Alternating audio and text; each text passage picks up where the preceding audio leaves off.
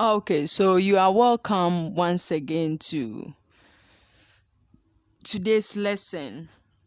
Interestingly, we are going to have a continuation of what we started last week. Okay, last week we were introduced to something, I should say, interesting, something we have been doing, but we wanted to look at a better way to tackle it or to make it nicer.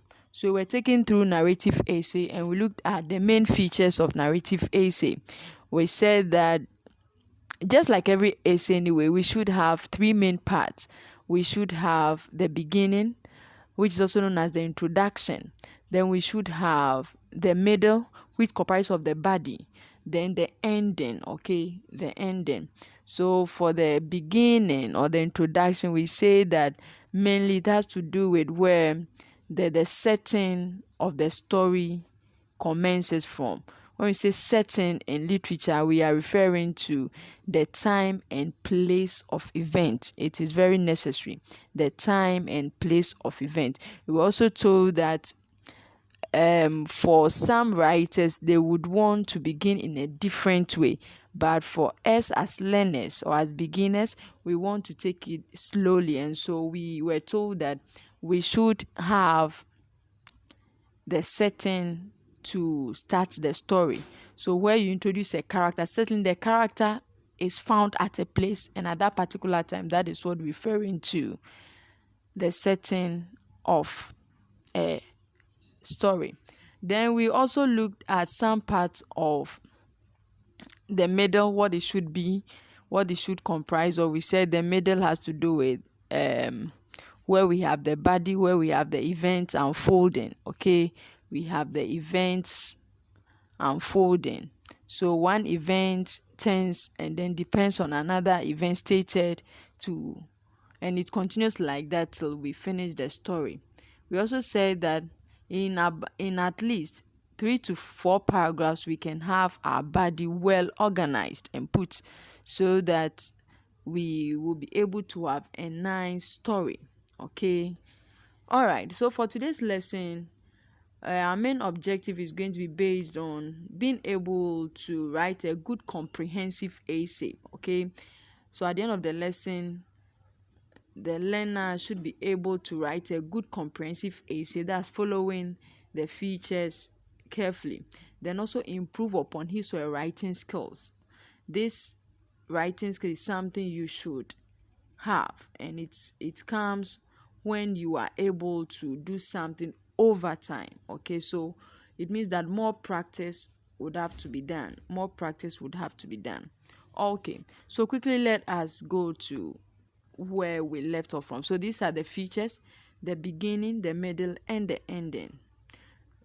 Then we have something brief about the beginning. So we say that it is the introduction of your piece. It's mainly introduce the setting. Setting is the place and time of event. It also introduces the character or characters. It's usually written in a paragraph. Sometimes with more experienced writers, they can break that into 2 paragraphs. Very good. All right. Then we also move to the middle. So with the middle, we said last week that it organizes the body into suitable paragraphs. The middle is where you organize the body into suitable paragraphs. So this is where event unfolds. So probably stating different setting of the character roles played to contribute to the main character's role. So after the introduction, where you begin the body, it could be that you started the story in the farm. Okay, that's in the introduction. You said maybe Amma went to the farm, and so with her family, and after they had finished their work, they returned home. So you realize that just where you ended home, the next paragraph will tell us what exactly happened in the house. So there also we have another setting taking place. So it does not mean that a story begins at a place and should end at a place. The setting or the place differs and the time also differs. So per where you introduce the character, certainly will have a new place or time of that event. Okay, all right. So your story can have many characters, but it is best you limit the number in order to carry understanding to the reader. So sometimes you are carried away, want to introduce many characters. So you mention Ama, you mention Kojo, you mention Mr. Amponsa. Before you know it, you have about 20 characters forming your story. That is quite too much. So you can limit the number of characters, okay? You can limit the number of characters. If it's just about the family, you introduce a friend, you introduce a neighbor, and about 6, you are there and you are good to go. You can have a collective, that's a group of people forming just a unit also in the story. Okay, so it does not mean that when you state that Amma went to school, you have introduced many characters. No, certainly we know that a school will have school children. But I'm talking about where you mention names of people, okay, of different people. You end up confusing the reader. So you limit the number of characters in the story. So creatively talk about the main event and make sure it revolves around your character. That's your main character. Okay, so when writing writing the body, okay, and you are stating an event again, make sure whatever you are saying, even though the main character's name is not mentioned, perhaps you introduce a different character, whatever they do should revolve around, should move about the main character, meaning the resultant of their action should affect the main character, so that the main character can always pop up anywhere in the story. All right, so this you can do in at least 3 to 4 paragraphs. That's the middle. You can create this in 3 to 4 paragraphs. Is that clear? 3 to 4 paragraphs.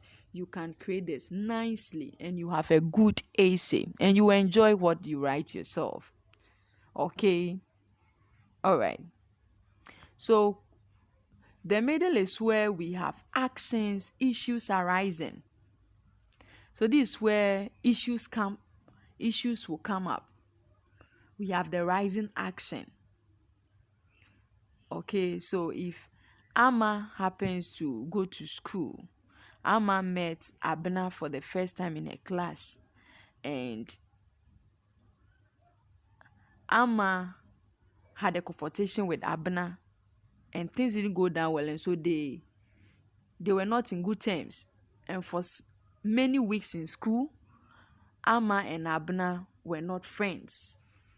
So we would want to know, the one reader would want to know what exactly will happen to these two friends. So even though they sit or they are in the same class and they sit on one desk, Abner and Amma never talked or played during break hours. So realize that the one reading would like, hey, is this thing possible? So how is the other one feeling? Are they comfortable? So that is how you create the story. You create the suspense in the mind of your reader. Suspense is where the reader yearns for more. You would want to, okay, let me continue and then see what will happen to these two friends. Okay, all right. So we either have conflict resolved, the guilty paying for their offenses, the innocent rewarded for his or her deed. So realize that at the last part of the body, where you have maybe the third paragraph you want to end, or the fourth paragraph which is your ending, you realize that you are able to state the story just unfolds on its own. Okay, you don't introduce any firstly, secondly, third. No, it's not done in story. For story writing, the events unfold on its own. So sometimes you use time. So when Amma got home, you have introduced something. So certain that will be a paragraph for you. In the house, on the farm, yes. So it depends on how you begin the paragraph. It will have the story by nature will just unfold on its own. So we're saying that the last part of the paragraph, where you get to the ending, the summation of it, what you do is that the story certainly will come to an end, but drawing the curtains down to the story, you make sure that you don't end the story abruptly, immediately. If not, it will not be understood. So gradually you lead the reader to the end of the story. So in doing that, it's either you are stating that the conflict, example like I said, the Abner and Abba, maybe something happened, one was in need in dining and there was no one to assist, and so she had no alternative or option than to ask the friend she never spoke to. So realize that we have resolved conflict there. Do you understand? All right. So it's either conflict is being resolved or the bad pay for their bad deeds, or the innocent or whatever is being rewarded. All right. Now we are saying that is just the body. It isn't the ending of the story. So getting to the ending, what happens is this. This part draws the curtains to the end of the story.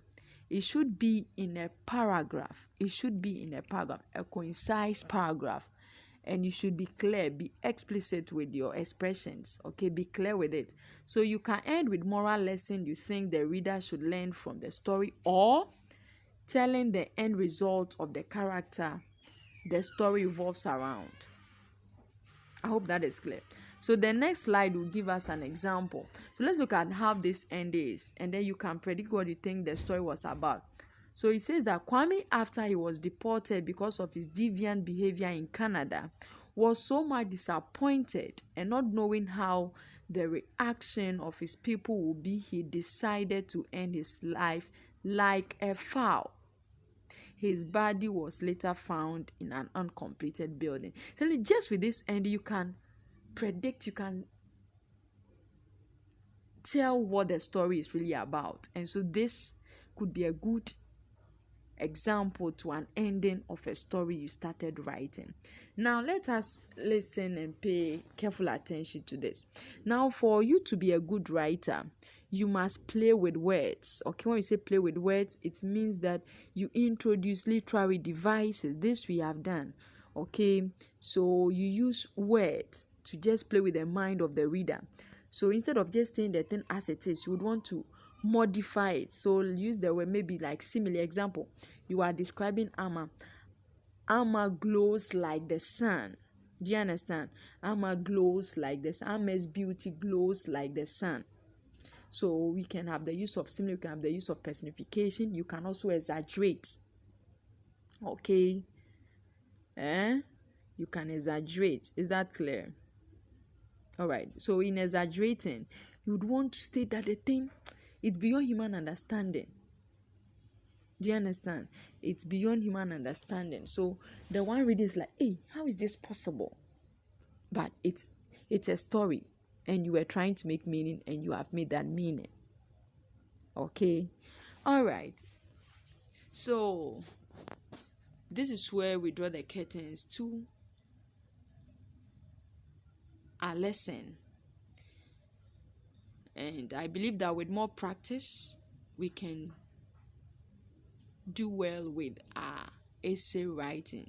So we should be able to write a good comprehensive essay, or can improve upon our writing skills.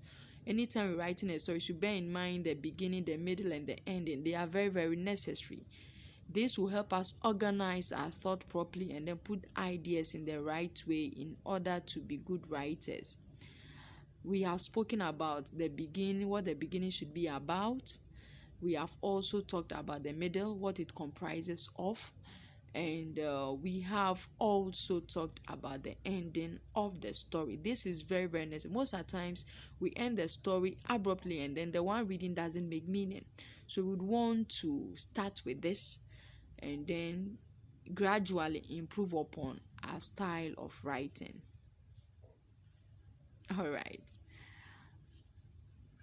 Thanks so much for your audience. It was nice meeting you. Nice having a good time with you again. Be safe. It is very necessary. Bye-bye.